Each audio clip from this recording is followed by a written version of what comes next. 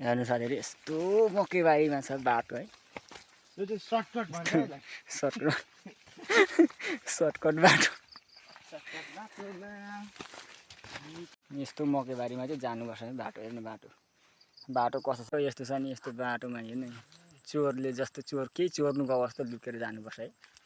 बाटो पनि ओ यहाँ के हो कोदोको बिउ राखिसकेछ जस्तो छ यता हाम्रो भाइहरूको घर हो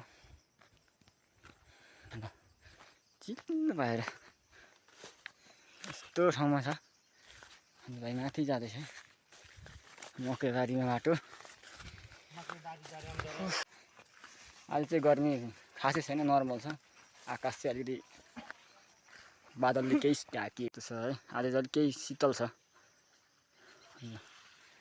पुरा हल्का हल्का बादल लागेर छ दृष्टि हेर्दाखेरि त्यही पनि शीतल शीतल भएको छ यो चाहिँ हाम्रो कटर यता चाहिँ हाम्रो एकदम सेक्रेटरीहरू हो यो चाहिँ ऋतु यहाँ ऋतु यहाँ ऋतु यहाँ सलाम हेर सलाम गर्छ नि त हाम्रो ऋतुले त है सलाम हिँड माथि हिँड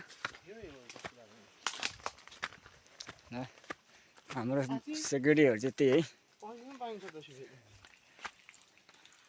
यो कुन चाहिँ पाएको छ हौ यो हिजो पनि म यहाँ त गनाइरहेको थिएँ कि यो पाएको हो कि कुन चाहिँ पाएको जस्तो लाग्यो यता मासु चाहिँ पायो होला कि यो मासु चाहिँ ढुङ्गा लानु त त्यसलाई उतै लानु त उतापट्टि छेउकोलाई ठुलोलाई